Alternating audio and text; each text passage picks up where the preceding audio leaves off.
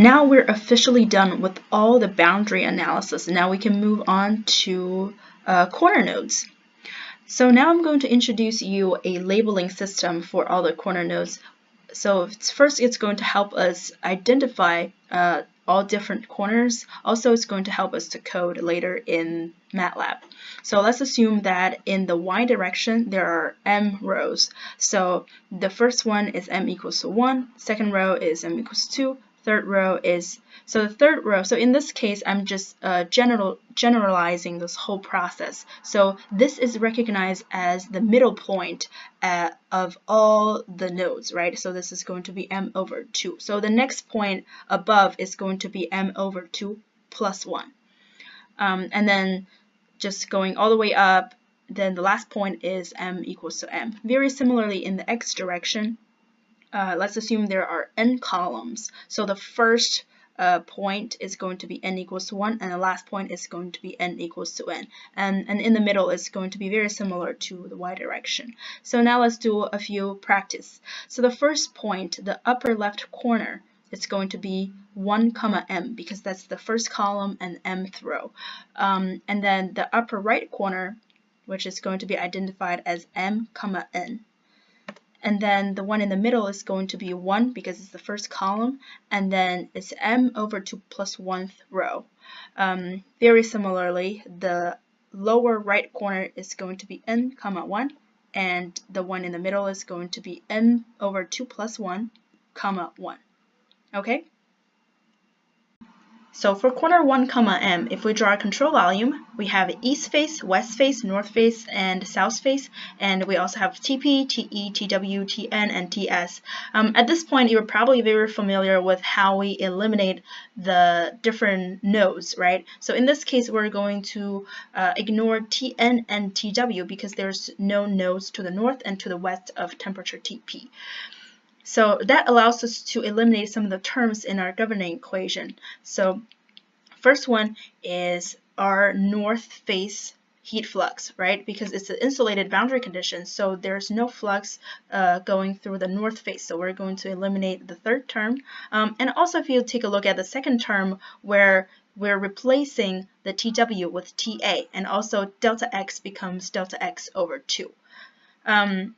And now if we rearrange this into our coefficients form, this time we're going to eliminate Tn because there's no north node to the temperature Tp, and also there's no west node.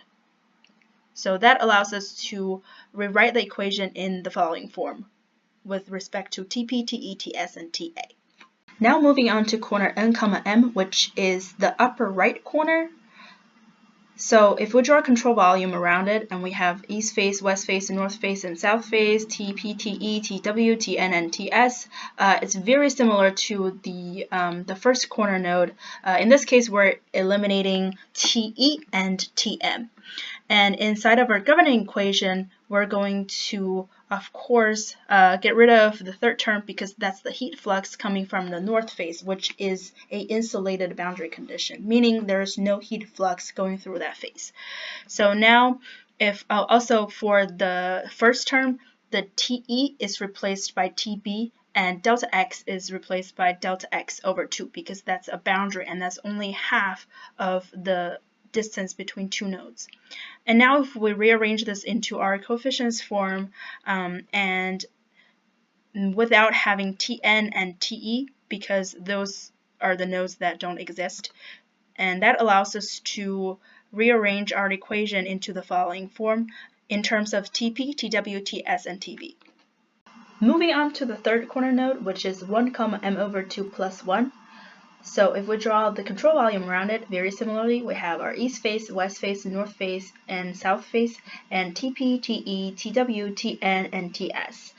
In this case, we don't have our TS and TW term because they're outside of our domain, and that allows us to simplify or modify our governing equation a little bit. So the second term, where we replace our TW with TA and delta X with delta X over 2, because that's the left boundary, and that's only half the distance of the distance between two nodes. And the last term is completely eliminated because it's a insulation boundary condition, that means there's no flux going through the south face. And if we rearrange that to our nice looking form, then without having TS and TW, that gives us the following equation in terms of TP, TE, TN, and TA.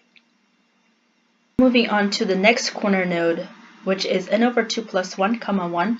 In this case, if we draw a control volume, and then we have east face, west face, north face, and south face, and we also have TP, TE, TW, TN, and TS. Very similarly, we're going to eliminate TS and TW in this case because the south face is an insulation boundary condition, and the left face is also insulation boundary condition. So those nodes, they don't exist.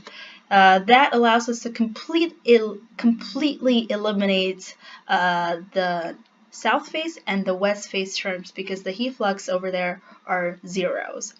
So now if we rearrange this equation to our coefficients form, then we won't have TS and TW for sure, and that gives us the following equation only in terms of TP, TE, and TN.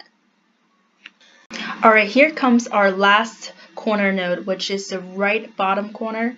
So if we draw a control volume, we have east face, west face, north face, and south face, and we also have TP, TE, TW, TN, and TS. In this case, TS and TE doesn't exist because they're outside the boundary, and if we look at our governing equation, we're going to eliminate the south face flux completely because the bottom south face is a insulation boundary condition, and also the TP is replacing the TE for the first term.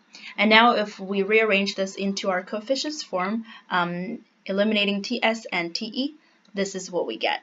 The equation is in terms of TP, TW, TN, and TB.